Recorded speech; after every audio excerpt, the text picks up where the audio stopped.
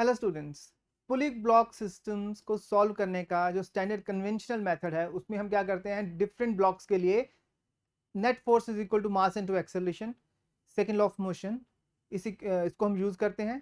उससे हमें कुछ इक्वेशंस मिलती हैं, उन इक्वेशंस को सॉल्व करके हम एक्सेलरेशन ऑफ द ब्लॉक्स निकालते हैं या टेंशन इन दी स्ट्रिंग निकालते हैं। पुली ब्लॉक सिस्टम का जो सबसे सिंपलेस्ट केस है it is this Atwood machine. Now string के अलोंग ब्लॉक्स की जो एक्सेलरेशन है, वेलोसिटी है, वो सेम रहती है। If two blocks are connected by a single string, along the string along the string उनकी वेलोसिटी, उनकी एक्सेलरेशन सेम होगी, right?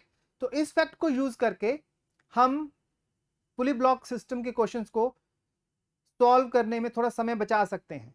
I will show you how. इस स्ट्रिंग के अलोंग दोनों की एक्सेलरेशन का मैग्नीट्यूड सेम है, one is going upwards, other is going downwards. जो हैवी होगा इस केस में वो नीचे आएगा। यहाँ पे हम मान के चल रहे हैं कि m2 is greater than m1, तो भारी है तो वो नीचे आएगा। अगर हम इसको विजुलाइज करें सिस्टम को इस तरीके से, this is m1, this is string connecting them and this is m2। इस तरफ फोर्स लग रहा है m2g वेट, इस तरफ फोर्स लग रहा है m1g, और tension in this case internal force है, राइट? विजुलाइज कीजिए, स्ट्रिंग को स्ट्रेट कर लीजिए। हो क्या रहा है, यहाँ पे इसको ग्रेविटी नीचे खींच रही है, यहाँ पे इसको खींच रही है। अलोंग द स्ट्रिंग अगर हम स्ट्रिंग को बिल्कुल स्ट्रेट मान लें, दो फोर्सेस हैं, m2g इस तरफ खींच रहा है, m1g इस तरफ खींच रहा है, और tension is internal force in the system. तो अगर हम इस सिस्टम की बात करें, एक्सेलरेशन इस तरफ है दोनों ब्लॉक्स की, तो सिस्टम की एक्सेलरेशन इस तरफ है। तो what is net force on the system? m2g minus m1g, this is net pulling force divided by total mass of the system, which is m1 plus m2. This should be equal to acceleration, right? So net pulling force divided by mass of the system gives you acceleration. Now हमें मालूम है Atwood machine में जो acceleration है वो यही होती है, heavier mass minus lighter mass into g divided by sum of two masses, right? तो यहां पे भी हमारे पास वही है, वही आना चाहिए था। और केसेस लेते हैं। यहां देखिए, मान के चलिए कि फ्रिक्शन नहीं है, m2g फोर्स नीचे की तरफ लग रहा है, m1g इसका वेट नीचे की तरफ लगेगा, but that is balanced by this normal reaction r। m1 का जो वेट है वर्टिकली डाउनवर्ड एक्ट कर रहा है, तो यहाँ पे जो सरफेस ने ऊपर की तरफ रिएक्शन लगाया है r, वो m1g को बैलेंस कर रहा है। स्ट्रिंग के अलोंग, अगेन स्ट्रिंग के अलोंग दोनों ब्लॉक्स की एक्सेलरेशन सेम होगी। इस केस में इसकी वर्टिकली डाउनवर्ड्स है a और इसकी हॉरिजॉन्टल है a। फिर से स्ट्रिंग को आप स्ट्रेट विजुलाइज कीजिए, स्ट्रिंग स्ट्रेट है, ये m1 है और स्ट्रेट स्ट्रिंग है, और इस तरफ है m2, इस तरफ फोर्स लग रहा है m2g। तो एक्सेलरेशन जिस डायरेक्शन में है उस डायरेक्शन में अलोंग द स्ट्रिंग एक ही फोर्स लग रहा है सिस्टम के ऊपर, net pulling force is m2g। बाकी यहां पे जो लग रहा है m1g वो इस r से बैलेंस हो रहा है, बट अलोंग द स्ट्रिंग कोई फोर्स नहीं है। टेंशन है, बट टेंशन तो इंटरनल फोर्स बन जाएगा, टेंशन इज इंटरनल फोर्स, तो we need not bother about this forces. ये तो अलोंग द स्ट्रिंग नहीं लग रहे हैं ना। तो what is net pulling force along the string? m2g only. So acceleration is m2g net pulling force divided by total mass of the system, mass that is being pulled. So this is acceleration of two blocks, right? Acceleration का अगर आपके पास है तो आप F equal m use करके tension भी निकाल सकते हैं। अगर यहाँ पे फ्रिक्शन होता तो क्या करते? फ्रिक्शन है and friction is not that high, हम मान के चलेंगे कि जो m1 है वो भी मूव कर रहा है, इसी डायरेक्शन में मूव करेगा, क्योंकि जाहिर बात है कि ये नीचे खींचेगा तो m1 को तो इधर ही आना है। तो काइनेटिक फ्रिक्शन लग रहा है, मान लेते हैं इस तरफ लग रहा है काइनेटिक फ्रिक्शन, ओके। तो अब हमारी पिक्चर में इस स्ट्रेट वायर के जो हमारा सिस्टम है जिसके दोनों एंड्स पे हमारा m1 m2 मासेस हैं, तो यहाँ पे एक और फोर्स आ गया, काइनेटिक फ्रिक्शन, जो अलोंग द स्ट्रिंग के पैरेलल जो फोर्स लग रहे हैं, सिर्फ हमने उन्हीं की चिंता करनी है यहाँ पे। ओके, तो टेंशन अगेन इंटरनल फोर्स है।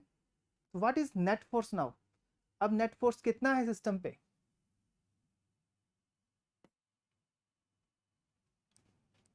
m2g इस तरफ लग रहा है, काइनेटिक फ्रिक्शन इस तरफ लग रहा है, तो m2g minus kinetic friction, this is net force. what will be magnitude of kinetic friction? It is mu k into r, mu k, r कितना होगा? m1g, so acceleration is m2g minus mu k, coefficient of kinetic friction, into m1g divided by total mass, right? So this trick definitely is going to save you some time. और examples लेते हैं। एक block incline plane पे है, second one is hanging vertically. So again यहाँ पे अगर m2g m1g sine theta से ग्रेटर है तो ये वर्टिकली डाउनवर्ड जाएगा, ये ऊपर जाएगा। फ्रिक्शन इज एब्सेंट, अभी मैं मान के चल रहा हूँ कि फ्रिक्शन नहीं है, all surfaces are smooth. m2g और इस तरफ लग रहा है m1g साइन थीटा, अगेन दोनों ब्लॉक्स की एक्सेलरेशन सेम होने वाली है अलोंग दिस स्ट्रिंग, तो स्ट्रिंग को हम स्ट्रेट विजुलाइज कर लेते हैं। m1 m2, इस तरफ फोर्स लग रहा है m2g और इस तरफ लग रहा है m1g साइन थीटा। हमने वही फोर्सेस कंसीडर करने हैं which are parallel to string. Okay, perpendicular to string जो फोर्सेस हैं, they don't play any role here in deciding acceleration. Yes, this perpendicular to जो string force है, normal reaction, वो kinetic friction को influence करता है, kinetic friction की values पे depend करेगी। but yes, जब friction होगा तो हम उसके बारे में सोचेंगे, पर अभी friction नहीं है तो हमें उस R के बारे में सोचने की कोई जरूरत नहीं है। R के बारे में क्यों सोचना पड़ेगा हमें? क्योंकि friction which is parallel to string that depends on R, but right now we are assuming that there is no friction. तो स्टूडेंट्स, अगर m2g m1g साइन थीटा से बड़ा है तो एक्सेलरेशन इस तरफ होगी जैसा दिखाया गया यहाँ पे, बट ये भी केस हो सकता है कि m1g साइन थीटा m2g से बड़ा हो, तो एक्सेलरेशन क्या होगी? ये ब्लॉक नीचे आएगा और ये ब्लॉक ऊपर जाएगा। जो फोर्स इनमें से बड़ा है वो अपनी तरफ सिस्टम को एक्सेलरेट कर लेगा। अगर m2g sine theta m1g sine theta m2g से बड़ा होता तो m1 नीचे की तरफ आ रहा होता और m2 ऊपर जा रहा होता, बट अभी m2g is greater than m1g sin theta.